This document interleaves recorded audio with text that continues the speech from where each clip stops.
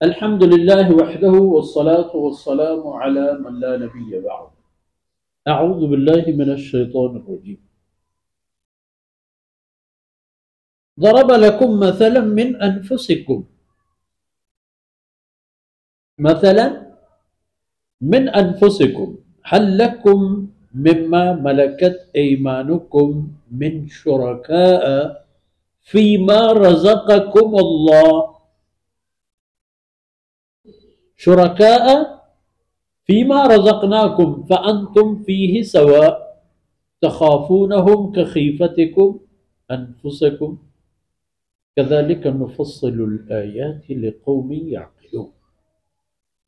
بل اتبع الذين ظلموا أهواءهم بغير علم فمن يهدي من أضل الله وما لهم من ناصرين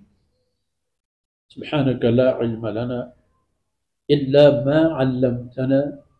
إنك أنت العليم الحكيم رب اشرح لي صدري ويسر لي أمري واحلل عقدة من لساني يفقه قولي واجعل لي وزيرا من أهلي رب زدني علما وارزقني فهما ثم أما بعد. گرامی قدر بھائی ہو گئے پیارے، مشاہدہ فرمایا آپ نے کہ وہی ذات ہے جس نے تخلیق کائنات کی ابتدا فرمائی ہے، سب کے آغاز اسی کے حکم اور حکمت سے، اور واپسی بھی اسی کی قدرت اور حکمت اور حکم سے،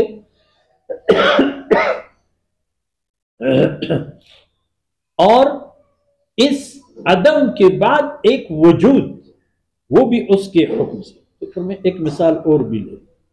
اللہ رب العزت نے مثال بیان فرما دی ہے تمہارے لیے، ایک مثال من انفسکم، تم لوگوں کے اپنے وجود سے، اپنی ذات سے۔ اب دیکھ لینا، هل لکم مما ملکت ایمانکم من شرکاء فیما رزقناکم، اگر ایسا ہو جائے کہ ایک آدمی تم میں سے جو تمہارا غلام ہے، زر خرید غلام، جس کی گردن تمہاری ملکیت ہے،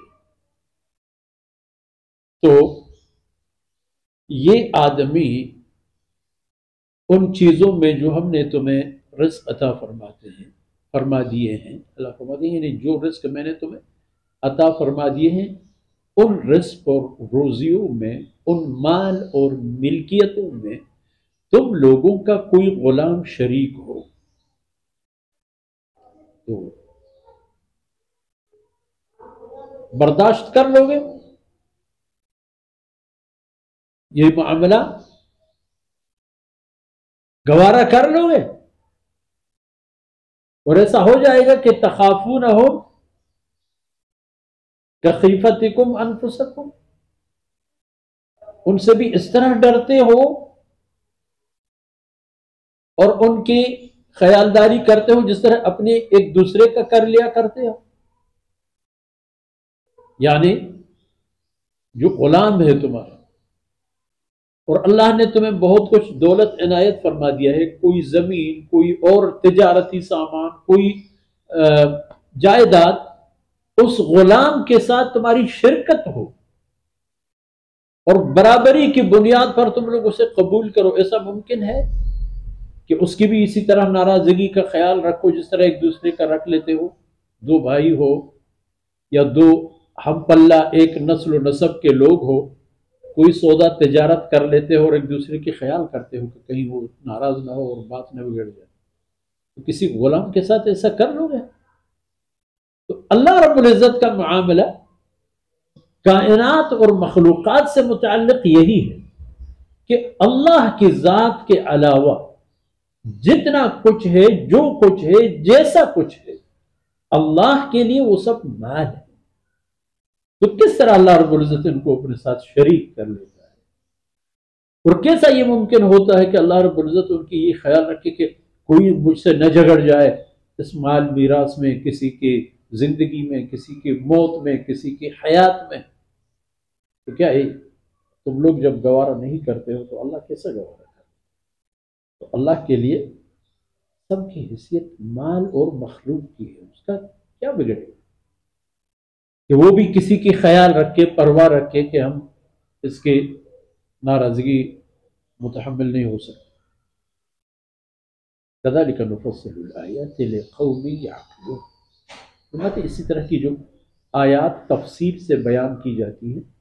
لیکن اس سے ہر ایک کو فائدہ تو نہیں ملتا۔ وہ اقوام فائدہ مند ہو جاتی ہیں، وہ مہذب لوگ ان سے مستفید ہو سکتی ہیں جن کو اللہ نے عقل سلیم دی، جو عقلی اعتبار میں تندرست اور صحیح قسم کے لوگ ہوں، ان کو ان باتوں سے فائدہ مل جاتی ہے۔ لیکن جو اندھے ہیں، دل کے اندھے بہرے، ان کو ان باتوں سے کچھ بھی پلہ نہیں پڑتا۔ تو جب تم لوگ آپسی معاملات میں متحمل نہیں ہوتے ہو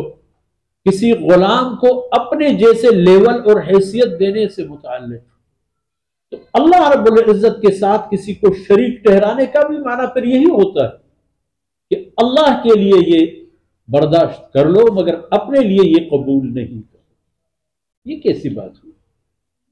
یہ مثال اللہ رب العزت نے بیان فرما دی ہے کہ ذرا ہوش کو ٹکانے میں لا کے